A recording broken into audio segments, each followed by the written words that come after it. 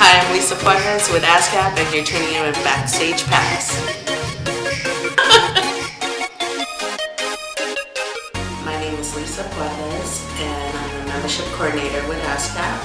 I recently transferred from the LA office to the Atlanta office to expand our office out here. Membership coordinator, basically doing the nuts and bolts of the ASCAP system. When members come in, they inquire about their memberships, their royalties, their whole catalog within our system.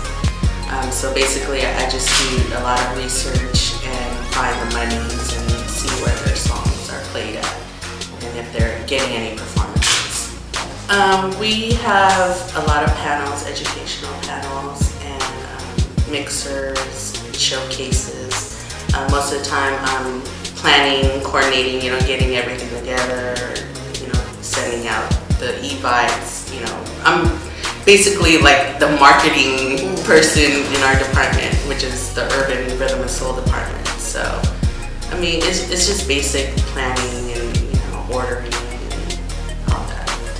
The swap meets, we usually have them in LA, but we kind of just cut it down a little bit because it was just really overwhelming, and a lot of our members would come up and like, here, I want to have my song played, because what happens is we feature like an A&R or a music publisher to come up and critique music, and so we usually have like 20 writers, and after a while it's like a lot of people get frustrated, so we had to just kind of slow it down. So we hardly have any songs.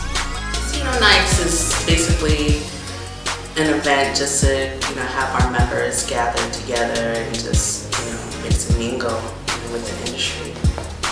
My history, I started in the music business, or when I decided I wanted to be in the music business, is when I probably was like 18, 19. I was managing my friend's hip hop group. So, I was still in the beginning stages, and basically I did a lot of research because my friends were like, oh, sign me up, sign us up to a performing rights organization. And I was like, well, what is that? So, basically I just went online and read a lot of books and just educated myself on music publishing and learned copyrights, and just dug into the books and reference books. And then I was like, well, I was working a 9-to-5 regular job, so I was like, you know what, I'm gonna get into business. I'm gonna, move forward and see if I could get my foot in the door. So then I started working with this company called Music Reports, and they're a television music licensing company.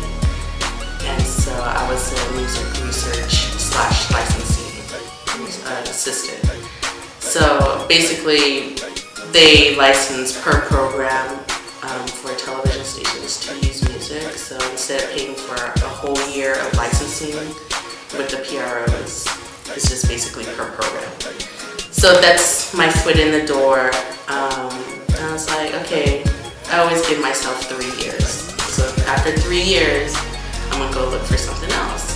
And I met one of my friends online that worked at ASCAP. And it's all about relationships, so I was just blessed enough to meet him, and because we met on a website, a hip-hop website that my friend that owned, and he maintained it. And so he was friends with him, and so I was like, hey, do you have any openings at ASCAP in LA? And I was like, he was like, yeah, send me your resume and I'll forward it to who the directors are. So they called me up, interviewed, they loved me, I got in. So I mean, it was all relationship and just knowing how to talk to people. I did not do any internships.